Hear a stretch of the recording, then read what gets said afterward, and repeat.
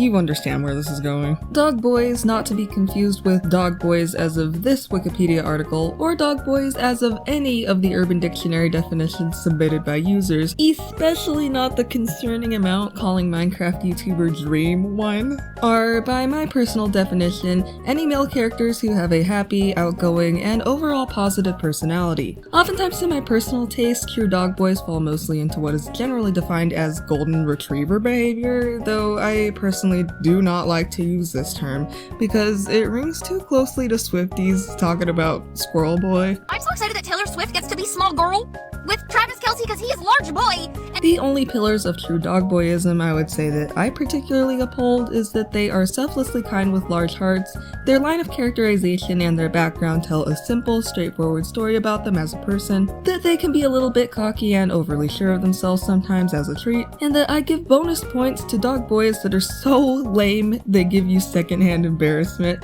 and bonus points to dogboys who are so lame they give you secondhand embarrassment that makes you not even like them at first. I genuinely love it so much when that happens, and the fact that I have characters in mind already when I say that is telling me you're in for an absolutely horrible time if you stick around, so thank you, and I'm horribly sorry in advance. If you like any of these things and would rather not have some minor and in some cases major spoilers, please proceed with caution. Otherwise have fun, and I will see you when I exit the temporary state of pure self-indulgence I'm about to enter.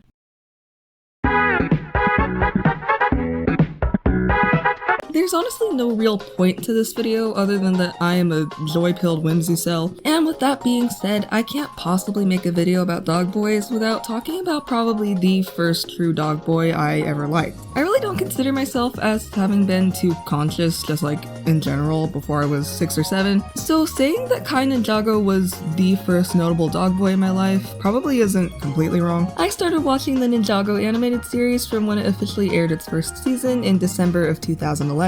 I was 7 years old, and it was from then on that the screws started coming loose. Kai is the perfect and probably most recognizable example on my list of dog boys, cause even if you haven't heard of literally any of the other dudes on this list, all you need to know is Kai Ninjago. Kai is Dogboy Jesus the way Aoba Saragaki is Yaoi Jesus. Everyone else on my list are his disciples. Kai is the load bearer of the pillar I mentioned earlier, where you start out not really liking the character's attitude. I really think that Kai is one of the best, most known examples of this. Ninjago is a show about a group of Lego ninjas tasked with taking down an evil overlord and protecting the world. When we meet Kai, he's full of himself, he's headstrong, overconfident in his abilities, he thinks he's the hottest shit to walk the earth, or like, whatever the Ninjago equivalent of Earth is. I think it's just Ninjago. He's the hottest shit to walk the Ninjago. It's cool not to like this guy. It's cool to think, hey, he's a little bit annoying actually. This guy's getting on my nerves. And so many young boys pointed to this Kai and went, yep, that's me. That's my guy. As the series progresses, Kai is forced to look inwards to adjust his egotistical attitude of self-importance and the almost lone wolfish confidence he initially has.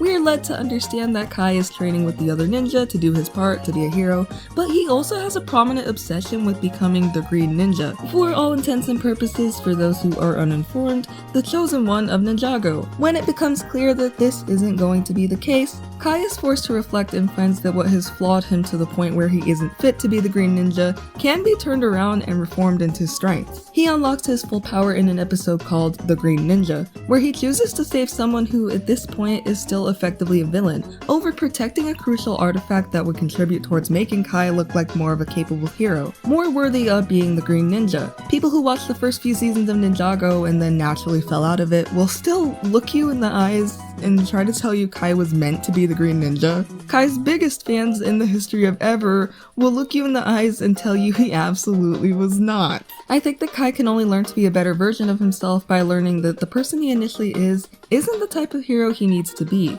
In the current Ninjago storyline, Dragon's Rising, Kai is a well-rounded, experienced mentor to younger ninja, and while he is more generally mature from a slew of Ninjago seasons worth of adventures, he hasn't necessarily lost his sense of humor, his cockiness, or his slight ego, but instead of them being detriments to his ability as a hero, these are instead entertaining personality traits that I think make him a perfect dog boy who falls into a classic line of character development. For the reason that I think he's the best baseline I have for dog boys in general, I'm putting him in the direct middle of the list.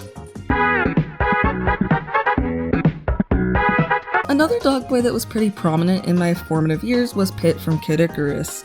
Now, I've never actually played a Kid Icarus game other than maybe a good 15 minutes of the NES game, and I've never played Uprising despite Dark Pit being one of my absolute favorite characters of all time. So by process of elimination, all of the characterization I'm referring to is drawn purely from Smash Brothers games. But I think that he's uniquely one of the only characters in Smash whose integrity is kept intact and put on more of a display than the others. Because hey, he's Sakurai's baby, of course it's like that. Anytime there's a character who's like 9 years old and is the captain of some sort of army, I find that really funny if the tone allows me to do so, and the fact that there is another character on here that applies in the more serious sense just backs this fact up about me even better. Pit is the angel captain of the goddess Palutena's army, who jointly protect the world and humanity from various mythological evils.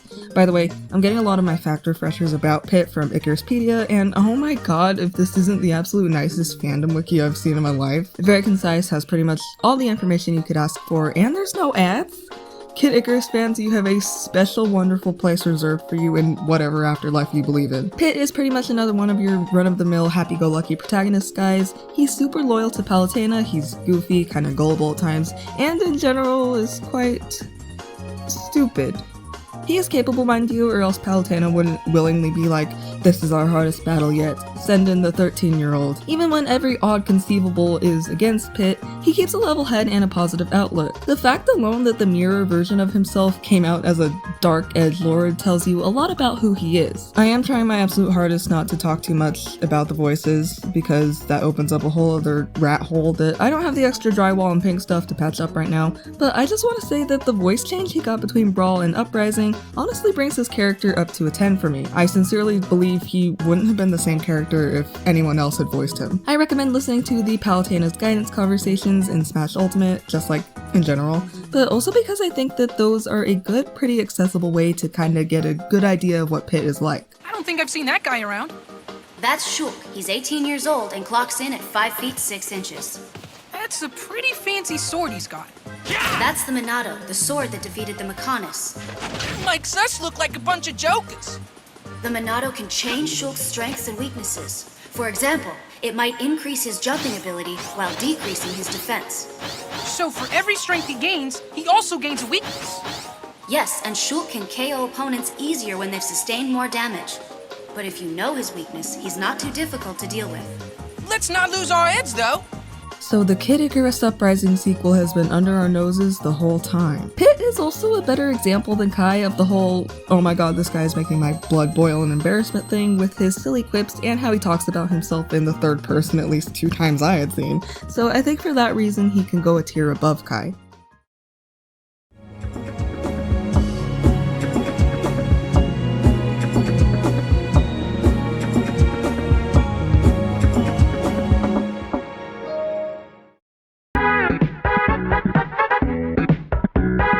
Probably the last one I'm gonna do in chronological order when they ruined my life. While the other 2 were undoubtedly important to me, Roy from Fire Emblem was like a tactical nuke that was guided specifically to me. He's personally unique out of the dog boys I like because he's the only one I own any merch for. And not only that, both items are things I only own because they were gifted to me by friends who knew how badly I love him. I only have these because my love for him was so immediately clear that 2 different people knew to obtain him for me. I pour milk on him and suck the milk back out of him and slam him against the wall. I faced trials most heinous during middle school for liking him because of how plain he is by comparison to other Fire Emblem characters by the friends who got me into Fire Emblem, like, make it make sense. Another child soldier, Roy's story is actually the more serious one I was alluding to before. The young heir to the current ruling Marquess of his homeland, Roy has to fill in his father's shoes and take up his military duties after he falls too ill to do so. Pretty much against his will, Roy is forced into taking action when a rival army begins to invade, thus starting a war that he has to lead his army through at the ripe age of 15. Like Pit, I ended up liking Roy because of his inclusion in Smash Brothers, but I did end up playing through his title, Fire Emblem 6, or The Binding Blade as it's called. In his multiple appearances in Fire Emblem's mobile game, Fire Emblem Heroes, his personality outside of combat is elaborated on, and he's literally the sweetest boy ever. He loves his friends and his father so much, which I think is another major point of his character. Like, it would have been reasonable enough for him to harbor at least a teeny tiny bit of negativity against his dad for basically making him face such a horrible thing alone. But like, How should this look? Does this go here? The festival's about to begin, Roy. Are you ready yet? Sorry, Father, not quite. I've never worn anything like this before. It's a bit much for me. What do you think? Does this look right to you? It looks great.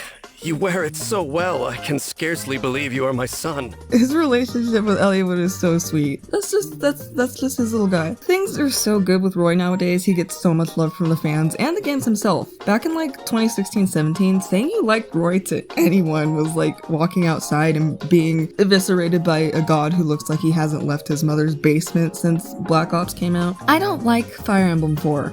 I think it insists upon itself, and the plotline's load-bearing incest makes me sad for everyone involved. Many hard-headed Fire Emblemers like to call Roy the worst protagonist in the series, mainly due to his weakness in Binding Blade's gameplay and therefore general uselessness, as well as his flatter, more subdued personality in said game. To be fair, supplemental Roy content like Fire Emblem Heroes and Fire Emblem Engage have expanded more on his character, and I feel some small amount of blame can be placed on what we had available as translations, given that his game was the last time Fire Emblem was exclusive to Japan. But I also think that just because he's not as brash or as silly or as glazed by the plotline as some of the other protagonists we've seen, it doesn't inherently make him a bad character. He's heartfelt, he's loyal, and he has strong moral values. He loves to learn new things, he gets shy when people praise him too much, and denies compliments. Stuff like that. Smash Brothers had to kind of invent a fiery personality to sort of go along with his vibe and make him more exciting in that game,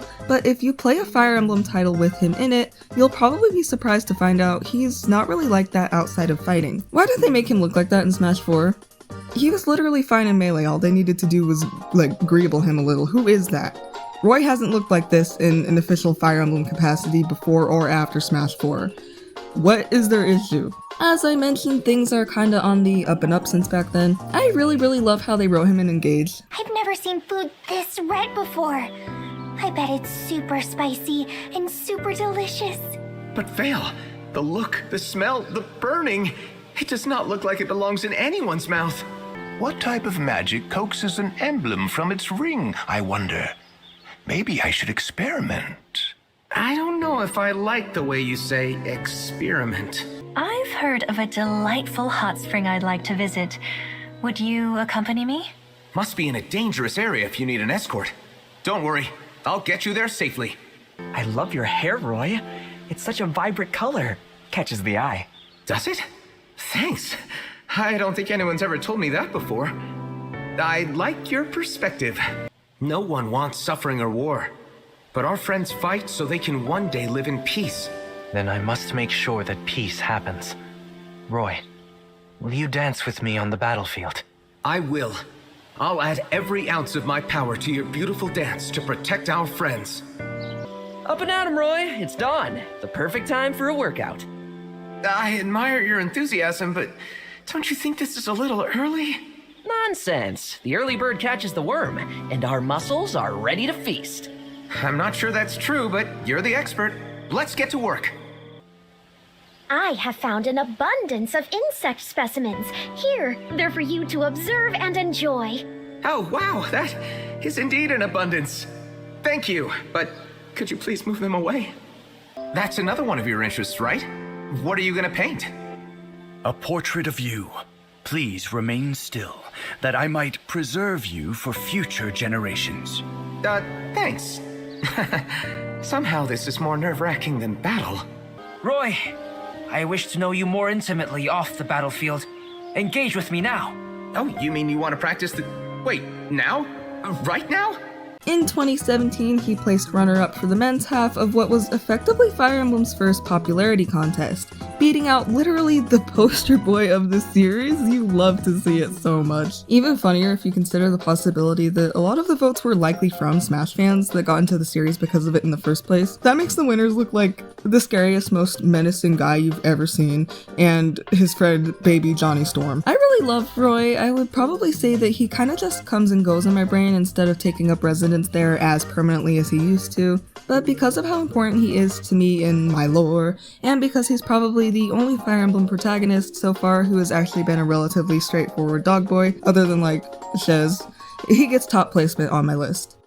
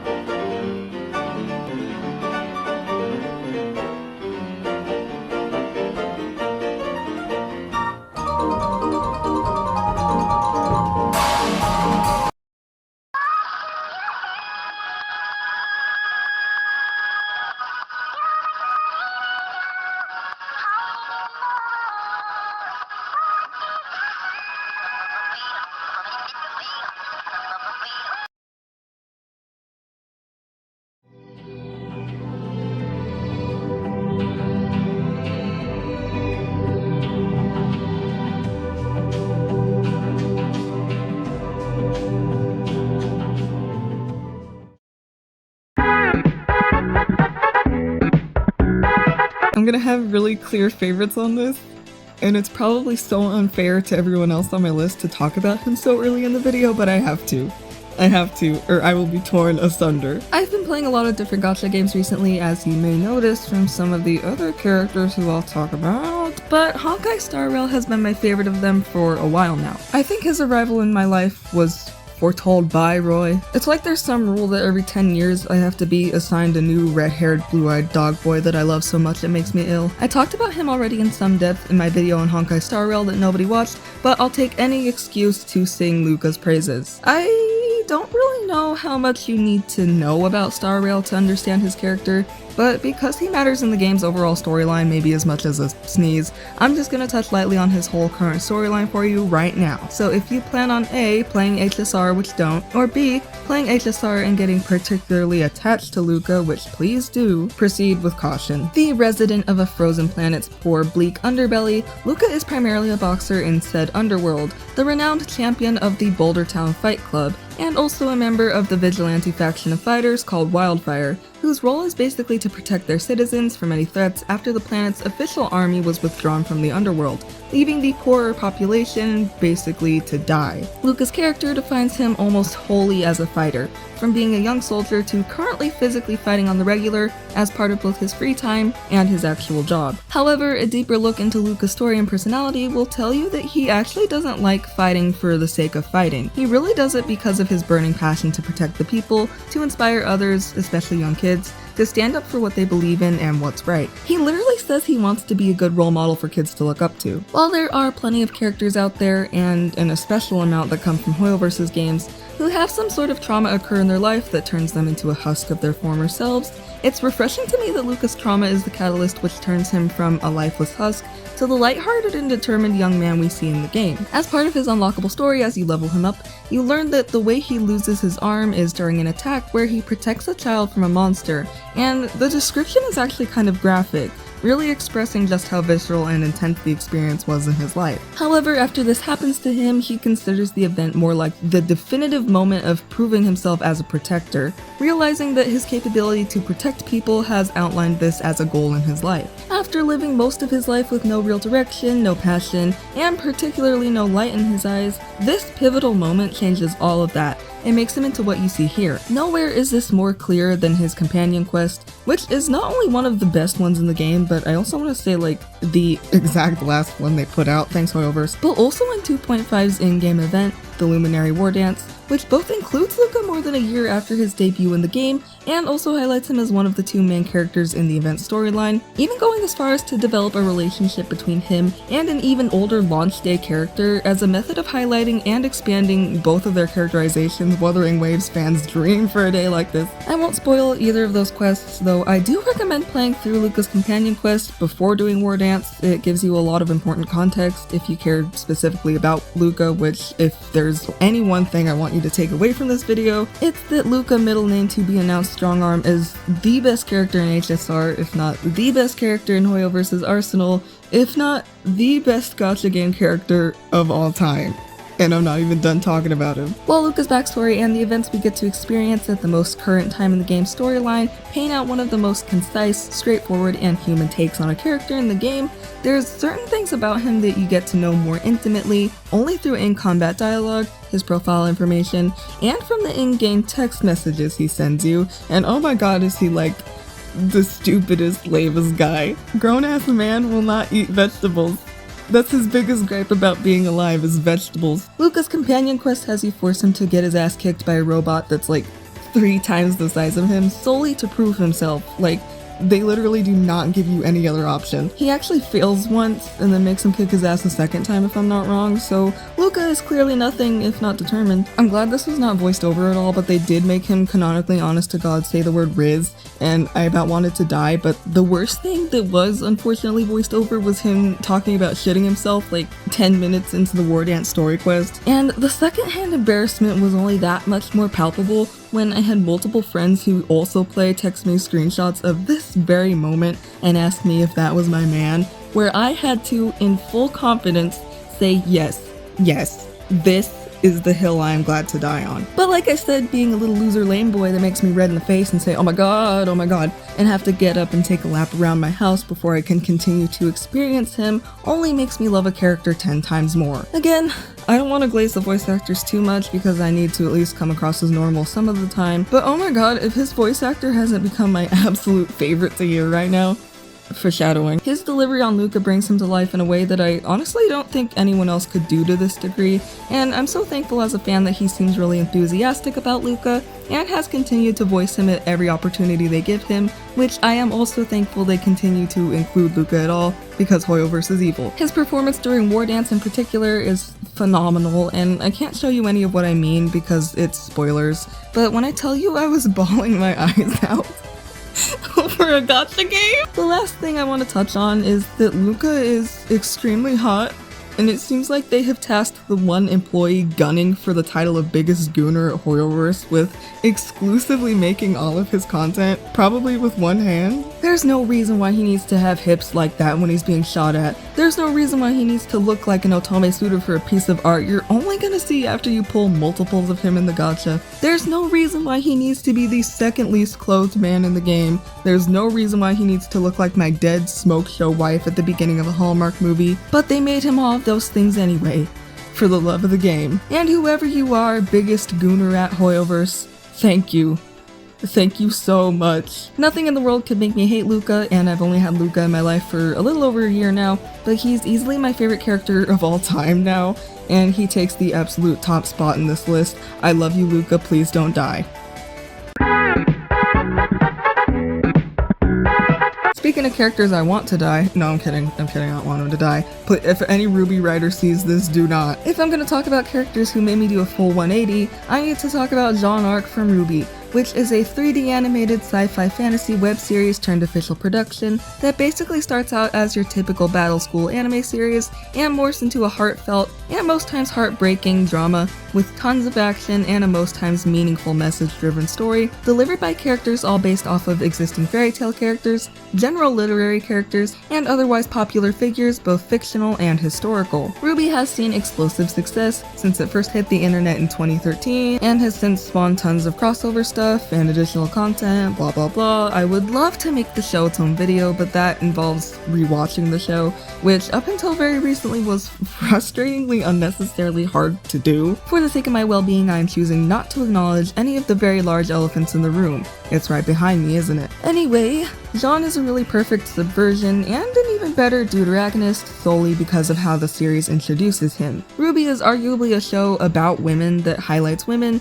and makes them the focal point, while at the same time making them incredibly so their own characters, and rarely, if never, used for the type of fan service we're used to seeing in a lot of other anime-styled stuff like Ruby. That being said, especially in the earlier volumes of the show, there are plenty of common anime and general cartoon tropes that I wouldn't say define these seasons, but at the very least serve to make the show's first outings intentionally unassuming, so that the transition into the rising action and the turning point that fuels that fire feels even more jarring. The way this relates to Jean, in my experience, is that his first impression on the viewer is that he, I'm not even joking, wholeheartedly sucks in every way you could think of. He is nice enough, yeah, I remember thinking he was alright, but out of the 4 members of the show's supporting team, he was initially my least favorite, and I wouldn't even say I looked forward to seeing him on screen. He is depicted as sort of clumsy, almost incapable compared to the rest of his team, despite him being forcibly made the leader, especially incapable compared to his narrative foil. If you know, you know, if you don't, I'll spoil it in like 3 minutes. And worst of all, annoyingly interested in one of the main characters to the point where it gets almost uncomfortable to watch some of his earlier interactions with her, even more so after you're caught up with all the volumes the show has to offer at this point. But all of this is done on purpose. The show's events and characterization of Jean's worst moments and misunderstandings are masterfully crafted to be the jumping off point that helps define his growth as a person. Jean never does lose the goofiness and outgoing nature he starts the show with, obviously, but the story puts him through the most gut-wrenching trauma that you would think he's supposed to be a lot more important in the show than he is. A lot of people would even like to look you in the eyes and argue that he's secretly the main character or that he takes up too much screen time from the main cast, but once you start treating him as an additional main cast member the way I think you're always intended to, you start enjoying him more and understanding how his struggle goes hand in hand with Ruby's. Why her and Jean are not competing for control over the main character spot, but both equally terrorized by it. Two halves of the same whole of a kid who was forced to bear the weight of the world from far too young of an age. They should have been at the club. After Jean's best friend and later love interest is killed during the turning point of the show, her death not only continues to haunt him, but drives him to become an almost entirely new person. I say almost entirely, because what it's more like is the strengthening of what's already there. Jean spends a lot of time thinking, despite his outwardly presented confidence, that he might not be worthy of being a leader, that he probably isn't what it takes to be a hero in the first place. But because of Pyrrha's death, because of the memories of who she was and the sentiments she leaves him with even after she's gone, he develops into a person who is capable of doing all of those things and more. Going off of what's already there inside him, he turns into the brave and selfless hero he's always wanted to be. Thanks both to Pyrrha's unfortunate passing, but also to Ruby and her team and his team, and there hath been a tear forming in mine little eye at just how loved he is by his friends. No pun intended, he has almost a flawless arc of development that turns him from one of the most unassuming characters in the show to one of the most compelling, bookended by a singular moment in the show that I can point to as the perfect ending of said arc. If not his overall character's story, connection terminated. So tell me why they fucked his sandwich up 4 times. They keep figuratively digging Pyrrha's corpse up just to make Jean relapse, for lack of a better way of putting it. And in the case of a Last Breath of Warner Bros. Air DC collab 2-parter movie series, the corpse is literally dug up. And in the case of Volume 9, which is the most recent volume in the series as of writing this, it's not technically Pyrrha's corpse being improperly exhumed, but rather the vague suggestion of her corpse masquerading as an entirely different girl. All of this triggering probably one of the hardest mental breakdowns I've had to watch him have. And trust me, he's had a few, so this is really saying something. I do think Jean's struggles make him stronger. I like seeing them put that white boy in situations. A lot of the time since the end of his initial arc, it's entertaining to watch him struggle because they are uniquely new situations and developments for his character. Him having to kill a girl in cold blood as a last resort, and the aftermath of this on his mental health, has absolutely nothing to do with anything explored in his initial arc, and that's a good thing. I don't really know what other comparison to give to help further a non-watcher's understanding other than equating it to Bucky's writing in the MCU. Between his minor appearance in Captain America: The First Avenger and the end of Avengers Endgame, I and many others would describe Bucky as having a compelling arc about overcoming trauma and returning to a stronger version of the person you used to be, therefore strengthening the person you've always been. However, in The Falcon and the Winter Soldier, the writing rehashes all of the negativity Bucky has experienced and negates the progress he's made, not for the purpose of his development being realistic, but painfully obviously only because it produces conflict for the story to work off of. Thunderbolts then comes in to sort of repair this by showing Bucky moving forward with his life, not hindered by his background and trauma, but rather utilizing it as a strength and a source of knowledge in his arsenal. I think this is extremely similar to Jean's case. It's just that Jean got 2 Falcon and the Winter Soldiers and has yet to fully get his Thunderbolts. And so help me God, if they do that thing where they kill him to be like, oh, he suffered his whole life, so in the end death was the best piece they could give him, I am respectfully going to yell. Everyone will be hearing from me tonight. All in all, Jean goes on your typical hero's journey type path, really similarly to Kai, but because I think Jean's writing is a little more captivating, because he's a little more lame, and because all the times they aren't making him look and act like a kicked puppy, they're making him look and act like a cute puppy, I'm putting him in the top tier because I love him and I'm almost embarrassed to say it. When someone asks me my favorite Ruby character, I just straight up lie.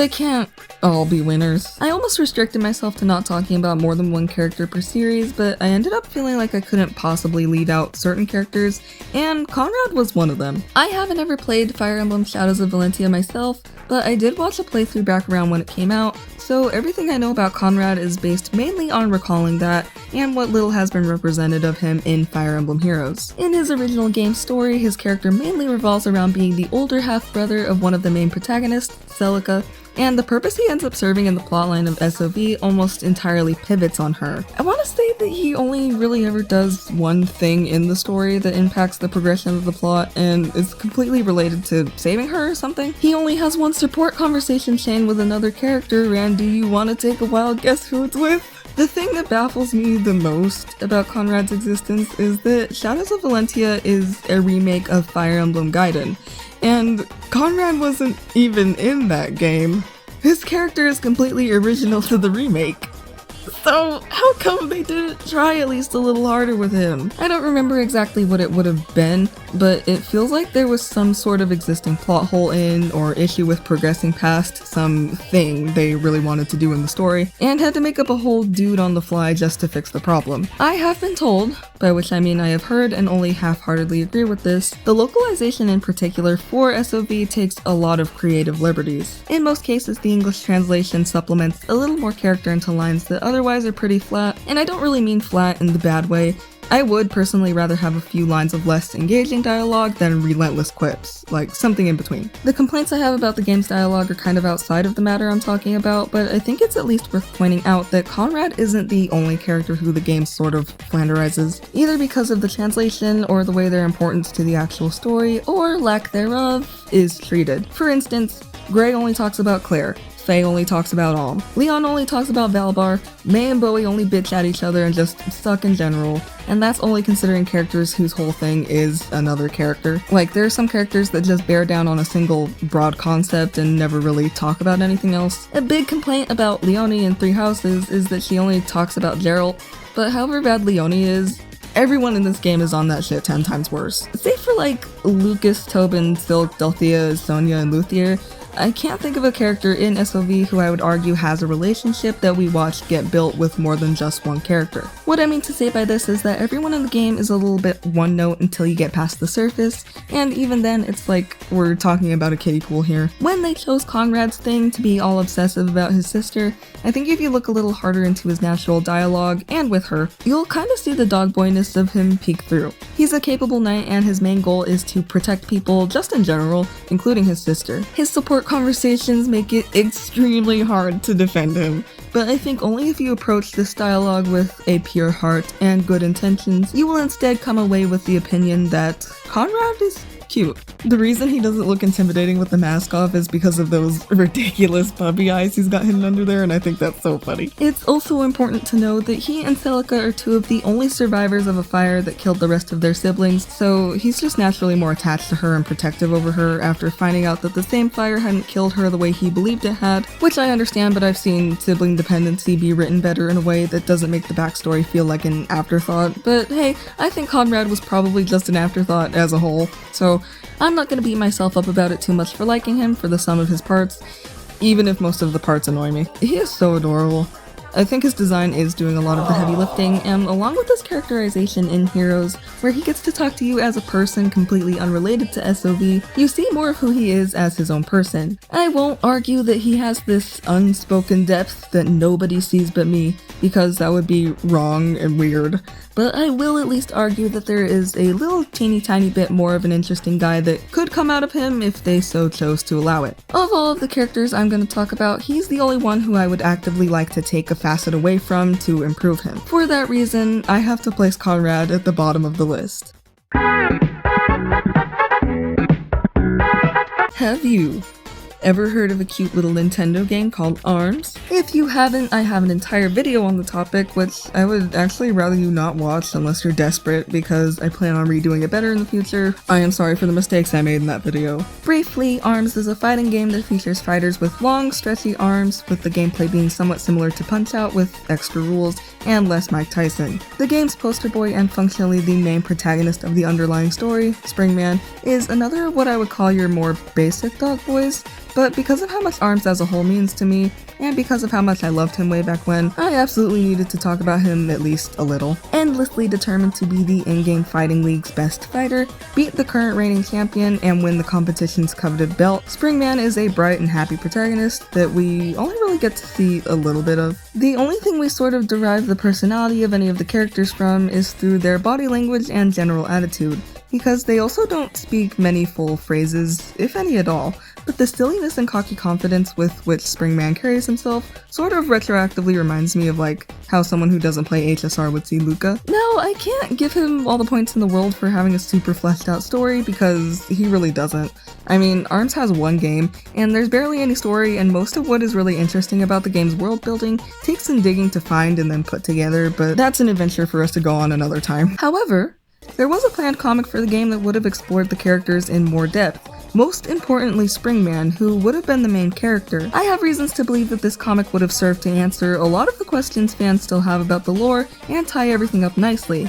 But unfortunately, they kept that comic on life support for like 5 whole years before ultimately canceling it. A very, very short first installment was finished and distributed during an event, and has since been archived, and it gives us a good, albeit small look at what we would have been in for with the story, and with regard to Springman's story and development. I really love Springman. I can't give more of a reason than I just think he's neat. Like, you could say Aaron has 400 layers of symbolism, and I wouldn't give a shit, cause I thought Springman was funnier, and had more of an impact on me. He ate the big pizza. He worked out a little too hard. Those kinds of stuffs. They go out of their way to make him equal parts heroic and dorky in the game's art. It's honestly really funny. Only this man would wear stupid striped socks with this nice suit. Someone remove him. Anyway, with all that being said, I couldn't possibly excuse him from the ranking. I do love him, but he's not my favorite on this list, nor is he my absolute favorite from ARMS, and I think compared to the others, he's probably the most one note, so I can't really put him any higher or lower than the 4th tier. This next one is so big that, like, I don't even know how to begin talking about him. Genshin Impact is— oh my god, please don't leave. Don't leave, I promise I'll stop. Genshin Impact is a fantasy-styled open-world game that basically has an unending story and unending characters, and will go on for another 20 years because the devs literally said that, and the concept of me being in my 40s with children and still playing this game gives me pause at the very least. Anyway, as part of the game's story, your player character of choice will need to arrive to the scattered islands of Inazuma, a region of the game based on Japanese culture and aesthetics. One of the nation's residents, and the first you get to meet once you arrive, is Toma, and I want you to look at some of his birthday art first. Before Kaveh existed, this man was the people's princess. Just based on what I remember from before I started playing the game, it seems like I heard a lot about Toma and that he seemed like a fan favorite for the time being. Of course, by the time I got around to playing, the game had already progressed 2 more acts past the one he was introduced in, so I had pretty much completely forgotten about him, and meeting him in the game was like an entirely fresh start. It was like I had every memory and preconceived notion of him surgically beaten out of my head with a rock before I started playing. It was amazing. I almost instantly fell in love with Toma because in the very first cutscene we see him and he does this, and anytime a character's first impression has them jumping around all excited like that, I'm done for, I'm out of here. Toma is described very lovingly by fans, but also by the game itself. Oh my god, I'm getting a cramp on my foot. Oh my god, I'm getting The description for his signature dish, which itself is just called warmth, reads, "The intricate appearance of this dish belies the simple ingredients used, but take a sip and Toma's sunshine smile comes straight to mind. Perhaps this is his special ability, warming the hearts of others using the simplest of ingredients. Are you kidding me?" And it doesn't even end there. Toma's job, using that word pretty lightly, is basically being the housekeeper to a government family. He does a majority, if not all, of the cleaning and cooking around the family's estate and stuff, but he also has a somewhat more intricate side that allows him to fall into the good graces of important people in Inazuma. For instance, there's multiple occasions in the story, implied or otherwise, that have Toma leveraging his positive relationship with Inazuma's merchants to get discounts or favors from them, but only always to the benefit of a third person rather than himself. Toma has a bright and caring personality, a lot of which shines through in the game's main story involving him, and I can't possibly summarize all of what happens, but I think I broke down Toma's character the best in my Cut Genshin Concepts video, so I'll kinda just go off of what I used there. Like I mentioned, as an important facet of any dog boy, I would say that Toma's selflessness is his strongest trait. His job is basically directly in service to the people he considers family, so much so to the point where he doesn't view any of what he does as work. He likes to do what he does, and the family basically has to beg him to take a break or any vacation time. Even then, when he is supposed to be taking time off, he finds things to busy himself with. He puts himself in direct danger during the main story by standing up against literally God in order to save you.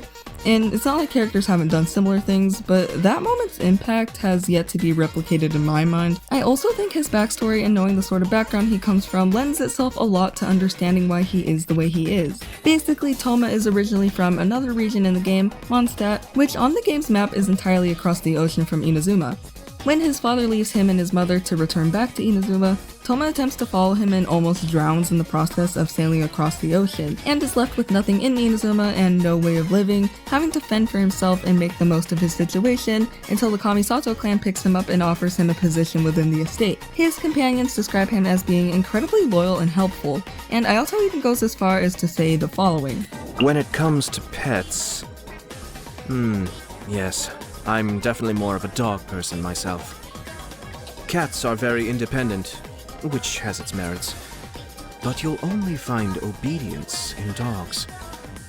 They'll do whatever you tell them to. What can I say? I suppose I find loyalty to be quite an attractive quality. Which, when contextualized in relation to Toma, is actually insane. There is no doubt in my mind about Toma's loyalty to the Kamisato clan. A long time ago, partly to see where he stood, I advised him that he would be better off leaving if he didn't want to get drawn into the never-ending disputes that plague public life. Still, he chose to stay. And in all the time he's been with us, he's spared me much worry. There are very few people I trust completely these days, but Toma is one of them. Do they know what's legal now? The game also makes it a big point to show Toma with animals constantly. He has an almost Disney princess-like relationship with animals, which just goes to further show that Toma is a kind spirit and someone that can be trusted and leaned on for support. Despite he himself having sort of a forlornness to him and being so far away from his home, and having been essentially betrayed and abandoned in his young life. Even so, he doesn't view his father's resentment from his life as anything negative or traumatic, or even as anything that still impacts him in his daily life, which makes me relate to him even more. We are both proudly fatherless Weijin baddies. Pretty much all the artwork for his hangout endings has him doing something really cute and cozy, and I love the ones in particular that show him happily doing chores or something traditionally viewed as feminine, because they also don't make that any aspect of his character. He genuinely just loves doing this kind of stuff. The way Genshin markets its characters and makes them up with the notion of profit, understandably in mind, they could have so easily made Toma a woman because of the traditionally feminine roles he plays, or have made it more of the butt of a running joke with him, and I'm honestly really glad they didn't. I wouldn't be surprised to find out if there's some sort of cultural reason why they decided to make Toma a male wife, but I would be more so surprised to find out they just did it to do it. On a more lighthearted note, a lot of what I like about Toma has actually come from playing as him regularly. His combat voice lines drive me insane, and I mean this in the best way possible. The way he reacts when he takes a hit while he's fighting makes it sound like he doesn't expect to get hit in the first place. Just stop it! Again, his voice actor, oh my god. Disclaimer here, I am putting a reasonable amount of human faith in the voice actors I mentioned to just be good people so this doesn't age poorly, but I love his work so much. He has a really unique voice and I've been dying to hear more of him, but Toma rarely gets mentioned in the game's story, so his appearances are sort of few and far between, but I will survive. I will survive. Similarly with Luca, I don't think anyone could truly pull off voicing Toma the way his current voice actor is doing it. Like, there's certain voice lines that just wouldn't read as the same type of person if it were any other voice, in my opinion. I could say this about a lot of characters in Genshin's English dub, really, but it's especially true in my mind for Toma. Toma does have a whole lot more content compared to a majority of the other characters on this list, simply because he's been around for longer, so I can't possibly go into a whole lot of depth about all of it, but I think this is well enough evidence and reasoning to put him in the top tier.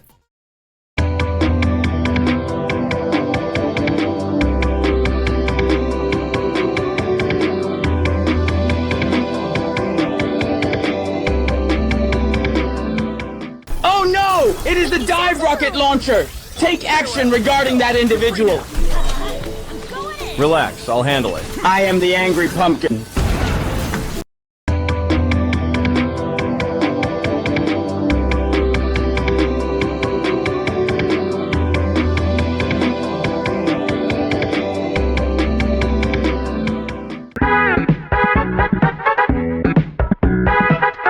fan of voice acting in general, it should be no surprise that I have recently partaken in the voice acting love letter that is Date Everything. That also will eventually be its own video that I am absolutely going to get demonetized for, but it's worth it. If you are unaware, Date Everything is a dating sim that allows you, the player, to sort of awaken and date all of your furniture. Like, all of your furniture. Moral concerns aside, the gameplay loop consists of you going around your house and building relationships with all of your stuff, or just your stuff of choice, but also making you strategize with your limited time, encouraging you to get to know all 100 bits and bobs in your house. My bits and bobs of choice are not entirely applicable to this list, but they're close enough, so honorable mention to these fine furniture people before I start talking about the one who does. To be fair, because of the nature of Date Everything having so much stuff in it and so many different people to talk to, there's honestly a pretty limited amount of content for quite a few characters. I myself haven't finished the game, and I know there's more over the hurdle I've stuck myself at, but I'm not going to keep progressing that yet, because apparently they're working on some sort of update that hopefully takes out some of the more questionably offensive stuff, and the tone that forces the player to sound exclusively like a white millennial quirk chungus who gets all her social skills from BuzzFeed articles. And I fumbled lyrics, so I have to start over anyway. The game does offer a nice amount of different flavors of Dogboy, another very honorable mention to Tyrell and Mateo and Bodhi, and Stepford, who I also fumbled. I love those guys, but I could only justify choosing one to put on the list, and that ended up being... I'm not calling him that. His real name is Skips, which isn't that much less hilarious, honestly. From what I was initially remembering about his route, or whatever you call it, I actually didn't think he gave off this particular energy until after he stopped showing up as the big scary thing, but that's not true. And I love him even more for it. Pretty much everything, or everyone, in the house has a past. Either on their own in a different home, with different people, with you, with the other things in the home, or all of the above. Skips, who is the embodiment of the shadows in your home, is basically an ancient scene-mo dude who talks about login hours on MySpace and AOL chat rooms, all initially under the guise of him being this big, scary, magical creature of the shadows, whose online life he instead reframes as an embattled past in a war he fought against other fantastical creatures, I assume. When you learn more about him and reach the climax of his initial route, you find out that all of this is actually what I said it was, a world born of an active imagination between him and a friend he no longer talks with. What is left of Skips is someone who trusts you, is kind, funny, and weakens in the knees at any praise, but also someone who fears abandonment to the point of almost pushing you away when he really needs you the most. I seem to only be emotionally intelligent in situations such as these when it comes to the game, and the mental image that the back half of this initial part of his interactions conjured in my head of the player sitting down with him and explaining they aren't going anywhere and that he has nothing to worry about, to see him return to his shy and carefree self is actually really rewarding, and made me enjoy him even more and feel more connected to him even though he is not real. And also my furniture. I want to give the writers some praise for managing to make Skips a really fun character I can't say I've seen an exact comparison for. It would have been so easy for the game to make Skips entirely a MySpace emo, but I am so happy that writers managed to make his storyline something unique while still playing into two different dating game tropes. The big monster is actually a cute guy, and also the cute guy is a web loser. Skips isn't even my absolute favorite character in the game, that honor goes to Mac, but I would be lying if I said he isn't making it hard to stay faithful to them.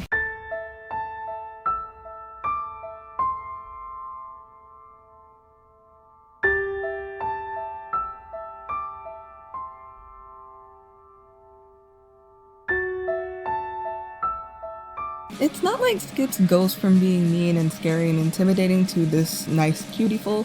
He's just always kind of a sweetheart trying to look more intimidating than he actually is, even if he isn't really acting intimidating. He spends the better part of his first interactions with you simply recalling his past and playing around with you. It's really cute.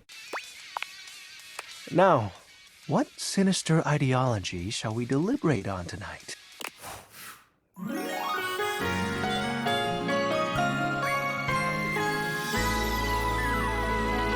I don't know enough to say too much more about him at this point, but I do feel strongly enough about him to put him in the second tier. Did anybody actually watch the continuation of Young Justice?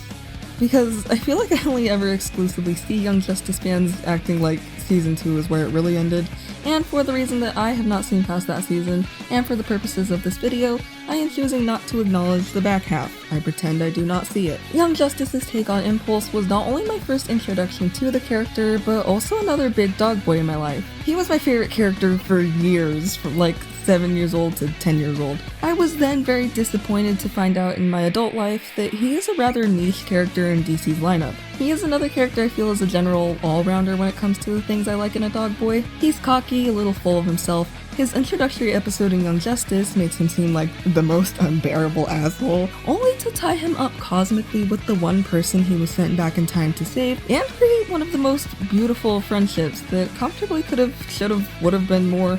Blue Pulse was my Clance, and the writers treated them about the same. I like it when a character is inseparable plot-wise to another character, but that's not the point.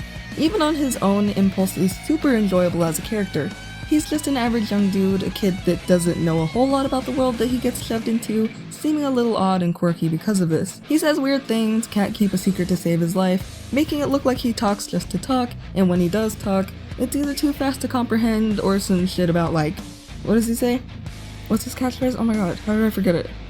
Wait, hold on, what is his catchphrase? Let me ask my sister, she knows more than me. He says things are crash. I cannot believe I forgot that. Yeah, he calls things crash, and it's supposed to be like future lingo that nobody understands. It's great. In truth, this isn't his personality at all.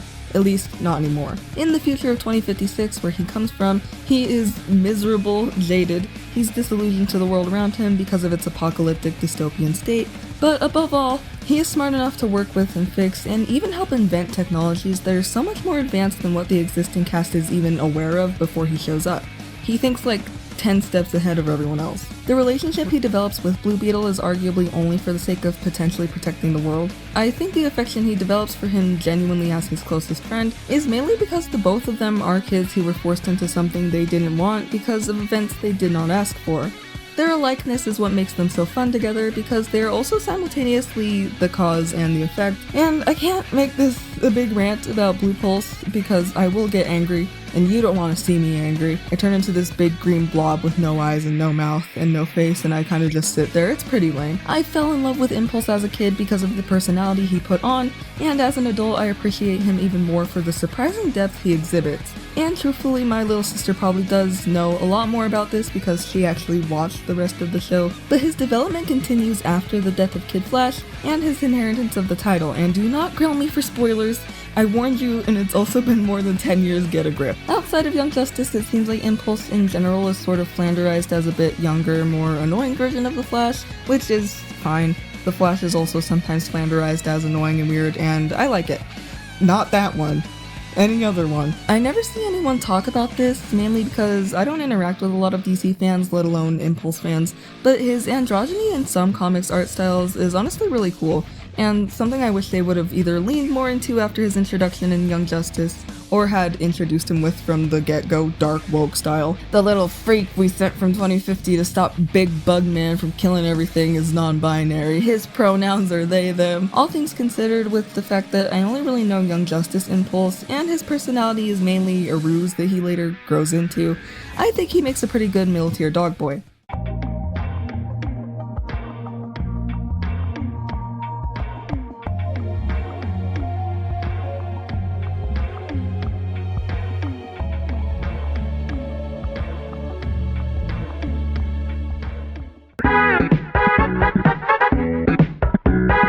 Speaking of little freaks tormented by the passage of time and the threat or hope of what the future could or could not bring, Phynon. Another HSR character, again only explaining things that are crucial to understand his character.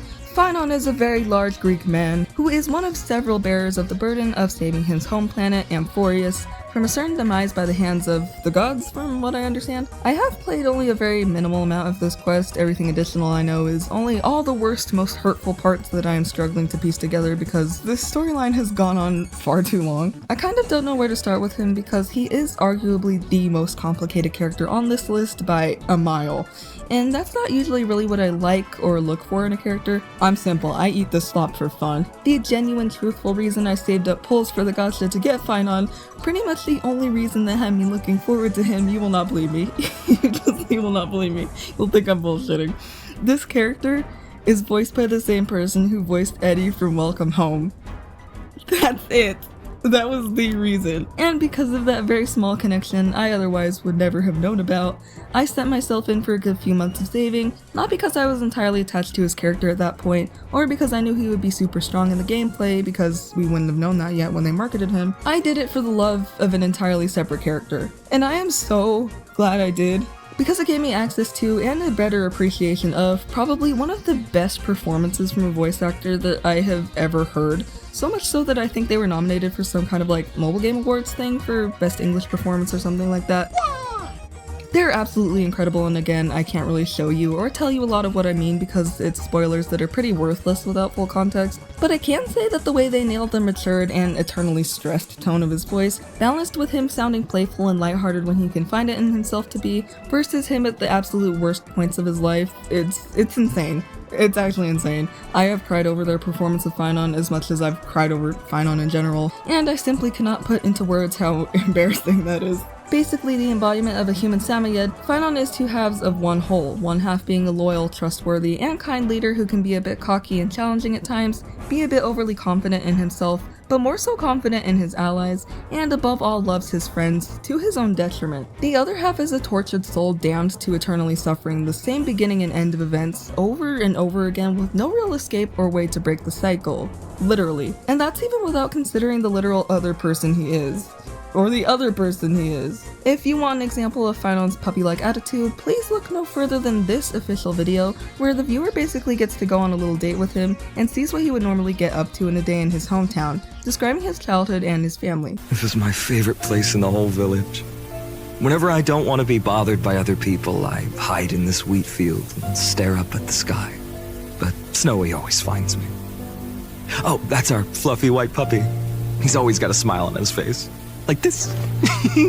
For most of the game's storyline, this is how we see Finon, as a gentle, caring man who just wants the best for his people, and along with his other companions, is dedicated to doing anything it takes to secure a safe future for Amphorius, even if it means sacrificing himself physically and mentally. Pretty much a lot of what I said about Impulse, and even with Jean, also applies to Finon. The person he is inwardly is a lot different than the person he is outwardly to his companions. He subdues a part of him that is genetically coded to be destructive and hateful and horrible, and instead of being that awful being he resents, he acknowledges it as part of him and uses his hurt and suffering to be a better person than what he's destined to be. Again, a whole lot of what I know about him is based on story spoilers, and me having him as one of my playable characters in the game, going off of what information his profile provides you with, but I would go as far as saying that seeing this animation of what Finon actually is, the game confirming that this is the truer version of himself, and the kind-hearted, selfless, big-eyed, sweetie pie puppy of a man is just a very tightly held onto shred of what Finon would be under any better circumstances, made me sick to my stomach.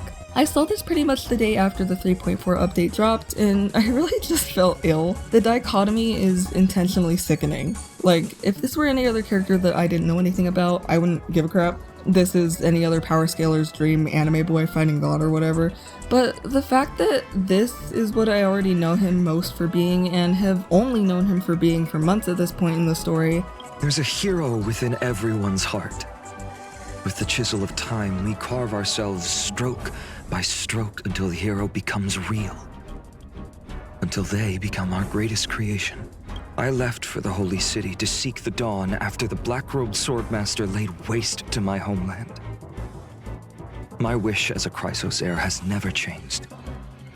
I just want to shoulder the hopes of others, chase the core flames, and build a new tomorrow. I am gonna be sick.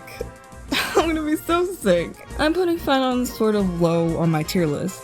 This isn't to say that I don't like him, that I don't find his story to be compelling and well written, but so much so that he feels notably different from all the other characters on the list. All the other characters make me happy and only sometimes make me sad when I dive into things. The negative things they go through are further back in the rear view and are mainly revisited to strengthen the person they are. While most of the same can be said for Finon, it feels like more of his character has become the tragedy, rather than more of his character being the overcoming of said tragedy.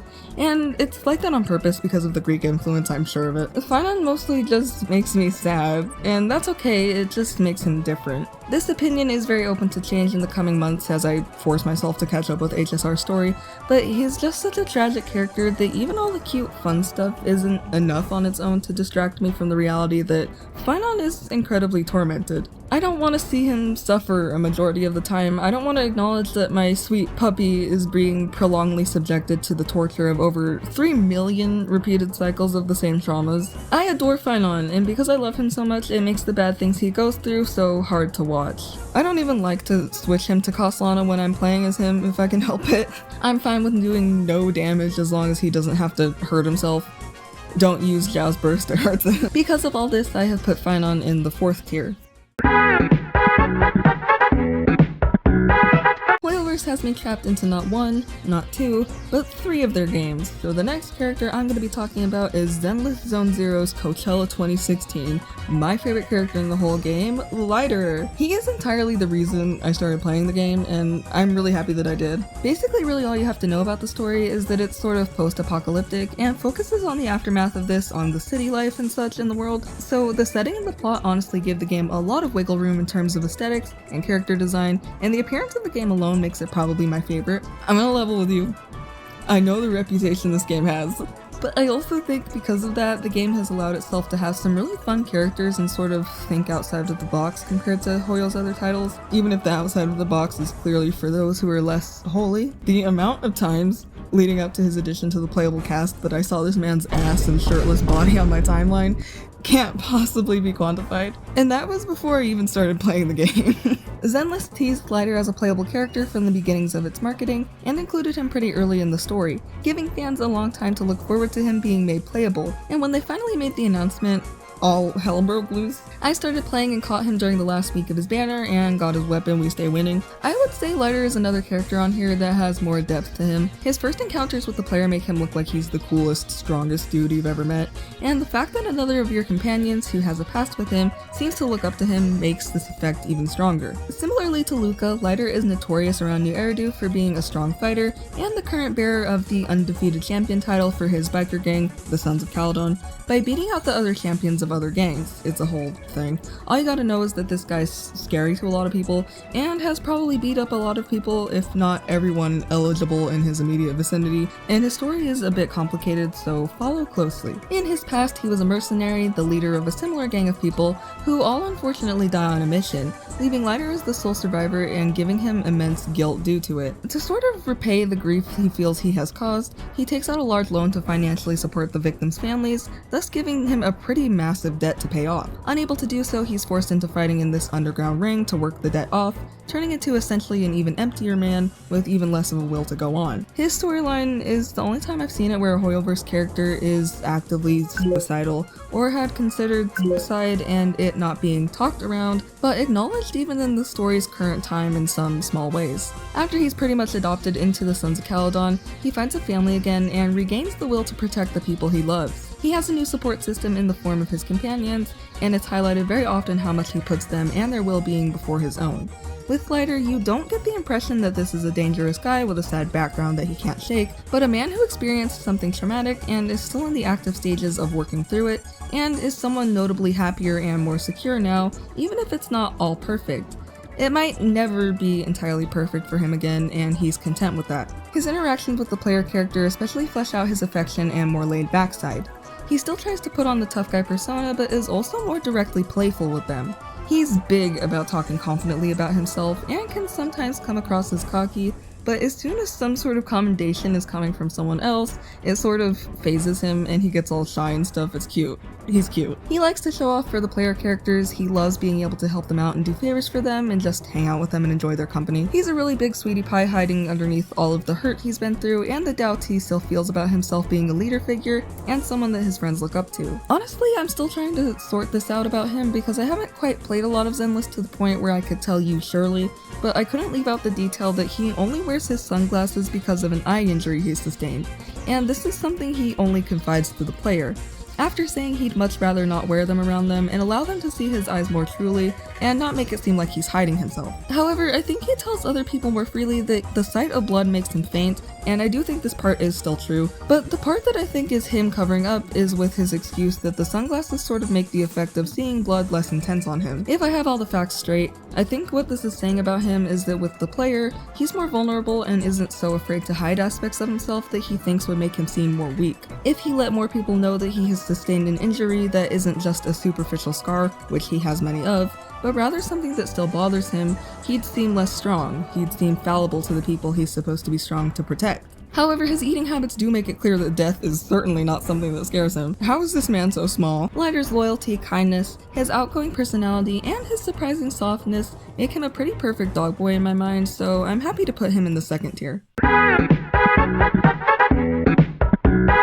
Finally, last but not least, I've been playing a lot of Overwatch recently. Do not leave, just hear me out. And it's all the fault of one single character. I woke up to a message from a friend of mine that Luca's voice actor was going to be voicing a new playable character in Overwatch, and that day was the beginning of the end. His trial run, or whatever you want to call it, was coming up that weekend, and by all that is living in the universe did the stars align so perfectly for my life to go so wrong at this point. Wooyoung is basically so similar to Luca in his attitude that I was calling him Water Luca, affectionately so, for days. I logged like 15 hours on him alone and got his progression level up to like 10 in just the 3 days they let us toy around with him before he was officially added. That like week and a half without him was the hardest thing I've ever had to face. It was like my husband went off to war. I can't pretend like I know the overarching lore of Overwatch because even some of the most die-hard lore fans say they don't have every aspect clearly put together, mainly to the fault of writer layoffs and Blizzard's general business practices being really shitty,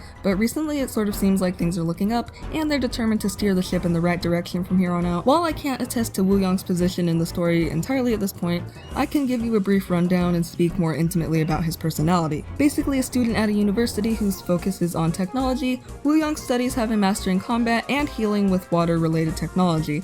The writers say it's not magic. I don't know what to call it either, but that looks like magic to me.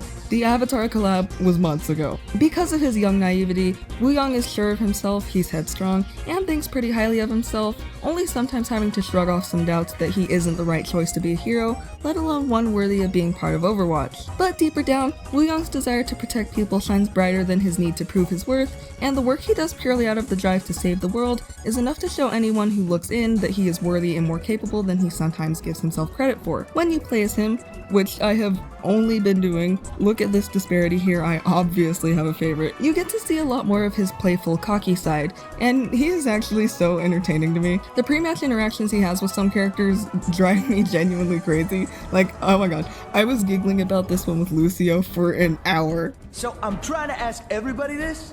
What is your favorite animal? You ever see a stick bug? I think they're pretty neat.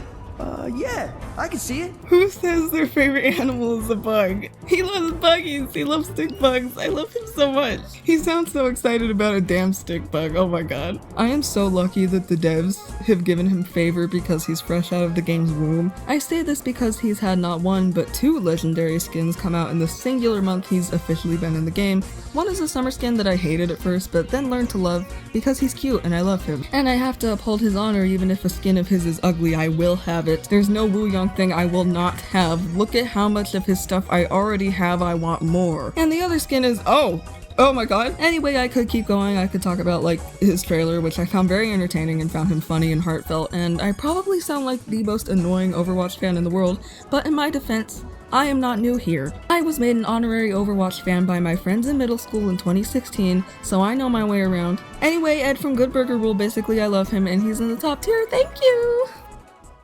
I feel like I should apologize. This video is something sort of unlike anything I've done, and I kind of want to just explain that I want to try some different things on the channel to try and make myself more excited for making videos, and therefore more likely to make the videos. The tone of this channel is going to change a little is what I'm saying, and I'm entirely the same person. It's just my taste and what excites me have changed a little bit, so the videos I am willing and happy to make will probably be different, and because of YouTube's like kids-only filtering system, I kind of have to get a little less PG here, but nothing super severe. All of the stuff I make will be in the same vein, just approached a little bit differently, hopefully, and I'll probably find more laid-back topics for in-between videos like these, just to keep a better flow of videos being posted if I can help it. I just want to make my stuff a tiny bit more interesting is basically all I'm saying. This video might even get a part 2 because there were actually a lot more characters I cut to make the video smaller because I did not anticipate talking this much about the ones I did. Like, I forgot SpongeBob. I had to take out SpongeBob. Anyways, all of that being said, I hope you enjoyed this video as much as I enjoyed making it. I actually had to re-record this because the first time I was talking so excitedly about these characters that there was a really annoying echo that I hope I negated this time. But I hope to see you in the next video.